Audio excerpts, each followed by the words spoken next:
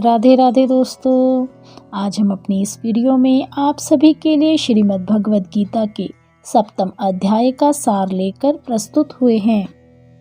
श्रीमद् भगवद गीता के 18 अध्यायों में यद्यपि कर्म योग, भक्ति योग और ज्ञान योग के क्रमशः 6 अध्यायों के 3 षष्टक माने जाते हैं, परंतु इसका अभिप्राय यह नहीं कि इन षष्टकों में केवल एक ही योग का वर्णन हो और दूसरे की चर्चा ही न की गई हो।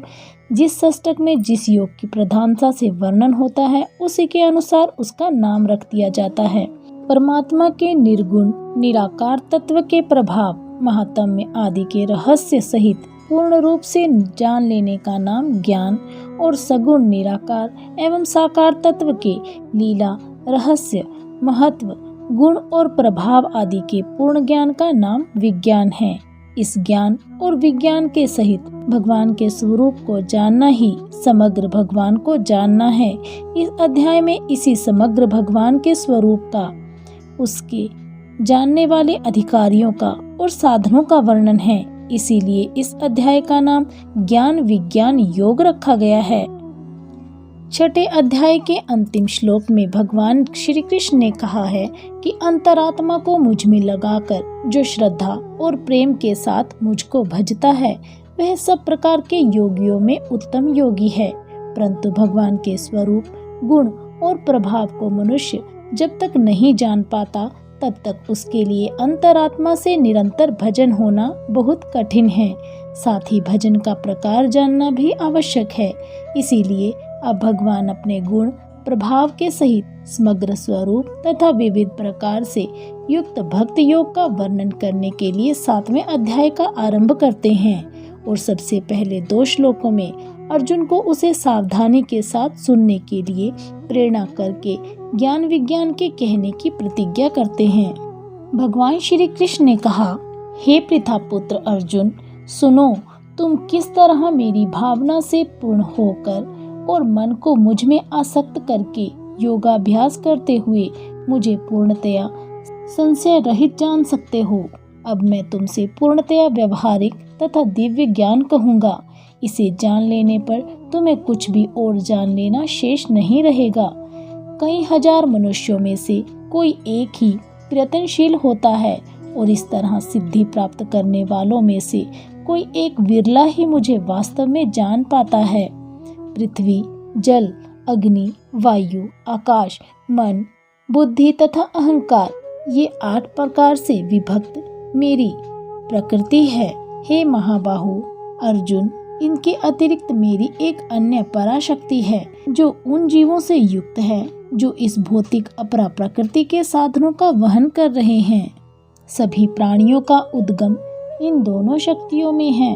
इस जगत में जो भी भौतिक तथा आध्यात्मिक है, उसकी उत्पत्ति तथा प्रलय मुझे ही जानो। हे धनंजय, मुझसे श्रेष्ठ कुछ भी सत्य नहीं है। जिस प्रकार मोती धागों में गुंथे रहते हैं, उसी प्रकार सब कुछ मुझ पर ही आश्रित है। हे कुंती पुत्र, मैं जल का स्वाद हूँ, सूर्य तथा चंद्रमा का प्रकाश हूँ, वैदिक मंत्रों में ओमकार हूँ, आकाश में ध्वनि हूँ तथा मनुष्य में सामर्थ्य हूँ। मैं पृथ्वी की आद्य सुगंध और अग्नि की ऊष्मा हूँ। मैं समस्त जीवों का जीवन तथा तपस्वियों का तप हूँ। हे पृथा पुत्र, यह जान लो, मैं ही समस्त जीवों का आदि बीज हूँ, बुद्धिमानों की बुद्धि तथा समस्त तेजस्वी पुरुषों का तेज हूँ। मैं बलवानों का कामनाओं तथा इच्छाओं से रहित बल हूँ। हे भरत श्रेष्ठ अर्जुन, मैं वह काम हूँ जो धर्म के विरुद्ध नहीं है। तुम जान लो कि मेरी शक्ति द्वारा सारे गुण प्रकट होते हैं, चाहे वे सतोगुण हो, रजोगुण हो या फिर तमोगुण हो। एक प्रकार से मैं सब कुछ हूँ, किंतु हूँ स्वतंत्र। मैं प्रकृति के गुणों के अधीन नहीं हूँ, अपितु वे मेरे अधीन हैं। 3 गुणों सतो, रजो तथा तमो के द्वारा मोहग्रस्त ये सारा संसार गुणातीत तथा अविनाशी को नहीं जानता। प्रकृति के 3 गुणों वाली इस मेरी दैवीय शक्ति को पार कर पाना कठिन है, किंतु जो मेरे शरणागत हो जाते हैं, वे सरलता से इसे पार कर जाते हैं। जो निपट मूर्ख हैं जो मनुष्यों में अधम हैं, जिनका ज्ञान माया द्वारा हर लिया गया है और जो असुरों की नास्तिक प्रवृत्ति को धारण करने वाले हैं, ऐसे दुष्ट मेरी शरण ग्रहण नहीं करते। हे भरत श्रेष्ठ, 4 प्रकार के पुण्यात्मा मेरी सेवा करते हैं, आर्त, जिज्ञासु, अर्थार्थी तथा ज्ञानी। इनमें से जो परम ज्ञानी हैं और शुद्ध भक्ति में लगे रहते हैं, वह सर्वश्रेष्ठ हैं, क्योंकि मैं उसे और वह मुझे अत्यंत प्रिय है। निसंदेह ये सब उदार चेता व्यक्ति हैं, किंतु जो मेरे ज्ञान को प्राप्त है उसे मैं अपने ही समान मानता हूँ। वह मेरी दिव्य सेवा में तत्पर रहकर मुझ सर्व उद्देश्य को निश्चित रूप से प्राप्त करता है। अनेक जन्म जन्मांतर के बाद जिसे सचमुच ज्ञान होता है, वह मुझको समस्त कारणों का कारण जानकर मेरी शरण में आता है।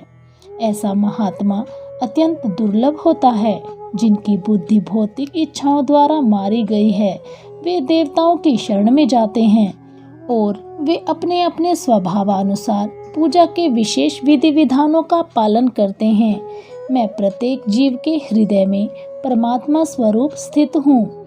जैसे ही कोई किसी देवता की पूजा करने की इच्छा करता है, मैं उसकी श्रद्धा को स्थिर करता हूँ, इससे वह उसी विशेष देवता की भक्ति कर सके।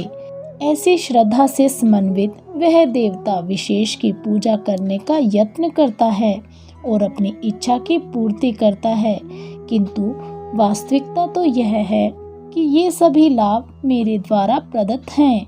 अल्प बुद्धि वाले व्यक्ति देवताओं की पूजा करते हैं और उन्हें प्राप्त होने वाले फल सीमित तथा क्षणिक होते हैं। देवताओं की पूजा करने वाले देवलोक को जाते हैं तथा मेरे भक्त अंततः मेरे धाम को प्राप्त कर मोक्ष पाते हैं। बुद्धिहीन मनुष्य मुझको ठीक से ना जानने के कारण सोचते हैं कि मैं भगवान कृष्ण पहले निराकार था, अब मैंने इस स्वरूप को धारण किया है। वे अपने अल्प ज्ञान के कारण मेरी अविनाशी तथा सर्वोच्च प्रकृति को नहीं जान पाते। मैं मूर्खों तथा अल्पज्ञों के लिए कभी भी प्रकट नहीं हूँ। उनके लिए तो मैं अपनी अंतरंग शक्ति द्वारा आच्छादित रहता हूँ, अतः वे यह नहीं जान पाते कि मैं अजन्मा तथा अविनाशी हूँ। हे अर्जुन, श्री कृष्ण होने के नाते मैं जो कुछ भूतकाल में घटित हो चुका है, जो वर्तमान में घटित हो रहा है और जो आगे होने वाला है, वह सब कुछ जानता हूँ। मैं समस्त जीवों को भी जानता हूँ, किंतु मुझे कोई नहीं जानता। हे भरतवंशी, हे शत्रु विजेता, समस्त जीव जन्म लेकर इच्छा तथा घृणा से उत्पन्न द्वंद्वों से मोहग्रस्त होकर मोह को प्राप्त होते हैं। जिन मनुष्यों ने पूर्व जन्मों में तथा इस जन्म में पुण्य कर्म किए हैं और जिनके पाप कर्मों का पूर्णतया उच्छेदन हो चुका है, वे मोह के द्वंद्वों से मुक्त हो जाते हैं और वे संकल्प पूर्वक मेरी सेवा में तत्पर रहते हैं। जो जरा तथा मृत्यु से मुक्ति पाने के लिए यत्नशील रहते हैं, वे बुद्धिमान व्यक्ति मेरी भक्ति की शरण ग्रहण करते हैं। वे वास्तव में ब्रह्म हैं, क्योंकि वे दिव्य कर्मों के विषय में पूरी तरह से जानते हैं। जो मुझ परमेश्वर को मेरी पूर्ण चेतना में रहकर मुझसे जगत का, देवताओं का तथा समस्त यज्ञ विधियों का नियामक जानते हैं, वे अपनी मृत्यु के समय भी मुझ भगवान को जान और समझ सकते हैं। बोलिए श्री कृष्ण भगवान की जय। तो कैसी लगी आपको हमारे द्वारा दी गई जानकारी? हमें कमेंट बॉक्स में कमेंट करके अवश्य बताइएगा। यदि आपको कहानी पसंद आई हो तो हमारी वीडियो को लाइक अवश्य करें। और भी ऐसी ही धार्मिक कहानियाँ और उनसे जुड़ी जानकारियाँ प्राप्त करने के लिए हमारे चैनल को सब्सक्राइब करना ना भूलें। हमारी सभी वीडियो की अपडेट आपको प्राप्त होती रहे, इसलिए बेल आइकन अवश्य दबाएं और हमारे द्वारा दी गई जानकारियों और कथाओं को आगे शेयर कर हमारा उत्साह अवश्य बढ़ाएं। बहुत बहुत धन्यवाद।